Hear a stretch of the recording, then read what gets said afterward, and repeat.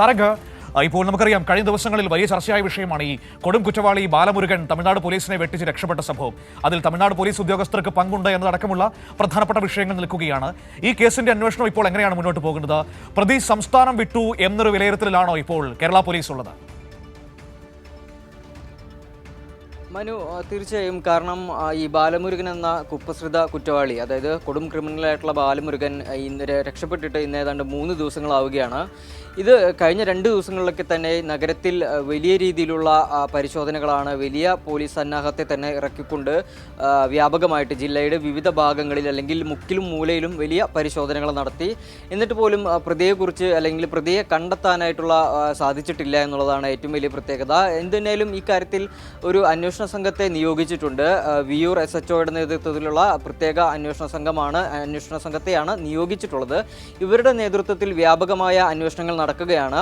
എന്തിനാലും ഈ സംഘം വൈകാതെ ഒരുപക്ഷെ തമിഴ്നാട്ടിലേക്ക് തിരിക്കാനുള്ള സാധ്യതയുമുണ്ട്. പ്രധാനമായും പോലീസ് മനസ്സിലാക്കുന്നത് പ്രതി കേരളം വിട്ടിട്ടുണ്ടെന്നുള്ള ഒരു നിഗമനത്തിലാണ് നിലവിൽ പോലീസ് എത്തിയിരിക്കുന്നത്. പ്രധാനമായും ഈ പ്രദേശത്തെ ഭാഗങ്ങളിലൊക്കെയുള്ള കടകളിലും സ്ഥാപനങ്ങളിലുള്ള CCTVകൾ പരിശോധിച്ചിരുന്നു. കഴിഞ്ഞ ദിവസം അത്തരത്തിലുള്ള എല്ലാ സ്ഥാപനങ്ങളിലെയും CCTV ദൃശ്യങ്ങൾ പരിശോധിച്ചിട്ടും ഈ പ്രതിയുടെ ദൃശ്യങ്ങളോ അല്ലെങ്കിൽ അത്തരത്തിൽ പ്രതി കടന്നു കളഞ്ഞതിൻ്റെ യാതൊരു തരത്തിലുമുള്ള സൂചനയും ലഭിച്ചില്ല. അതുകൊണ്ട് പിന്നെ തന്നെ നമ്മൾ മനസ്സിലാക്കിയിരുന്നു കഴിഞ്ഞ ദിവസം ഈ പ്രതിയെ ഈ റെയിൽവേ സ്റ്റേഷൻ ഭാഗത്ത് വെച്ച് കണ്ടു എന്നുള്ള വാർത്തകളും പുറത്തു വന്നിരുന്നു. അപ്പോൾ ഒരുപക്ഷെ പ്രതി സംസ്ഥാനം വിട്ടിരിക്കാൻ സാധ്യത എന്നാണ് മനസ്സിലാക്കുന്നത്. പ്രധാനമായും അങ്ങനെ പ്രതി സംസ്ഥാനം വിട്ടിട്ടുണ്ടെങ്കിൽ എങ്ങനെ പോയാലും തമിഴ്നാട്ടിലേക്ക് തന്നെയാണ് കടന്നു കളഞ്ഞിട്ടുണ്ടാകുക. കാരണം ഈ തെങ്കാശിയാണ് ഈ ബാലമുരുകൻ്റെ സ്വദേശം. അതുകൊണ്ട് തന്നെ അയാൾക്ക് അവിടെ വലിയ സ്വാധീനമുണ്ട്. ഒരുപക്ഷെ അപ്പോൾ അങ്ങോട്ടേക്ക് തന്നെ അയാൾ നീങ്ങിയിട്ടുണ്ടാകും, സഹായം പ്രതീക്ഷിച്ച് നീങ്ങിയിട്ടുണ്ടാകും എന്ന നിഗമനത്തിലാണ് പോലീസ് ഉള്ളത്.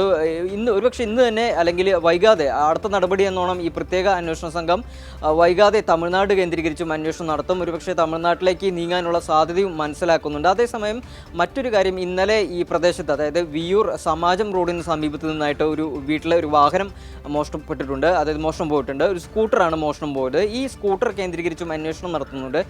മറ്റ് എന്താണെന്ന് വെച്ചാൽ അതായത് ഈ ബാലമുരുകൻ്റെ പ്രധാനമായിട്ടുള്ള ഒരു രീതി, പോലീസിൻ്റെ കയ്യിൽ നിന്ന് ചാടി രക്ഷപ്പെട്ട് കഴിഞ്ഞാൽ പ്രധാനമായും ഈ വഴിവെക്കിലെയോ അല്ലെങ്കിൽ ഈ പ്രദേശത്തെ വീടുകളിലെയോ വാഹനങ്ങൾ മോഷ്ടിച്ച് പ്രതി കടന്നു കളയുന്ന ഒരു ശീലവും അല്ലെങ്കിൽ അത്തരത്തിലൊരു തന്ത്രം കൂടി ഈ പ്രതി നോക്കി നടത്തി വന്നിരുന്നു. അതുകൊണ്ട് തന്നെ ഈ സാഹചര്യത്തിലാണ്, അതായത് ഈ ബാലമുരുകൻ കാണാതായ സാഹചര്യത്തിലാണ് ഈ വണ്ടിയും കാണാതാകുന്നത്. കാരണം വിയൂറിന് സബ് ജയിലിന് സമീപത്ത് തന്നെയാണ് ഈ വാഹനവും കാണാതാകുന്നത്.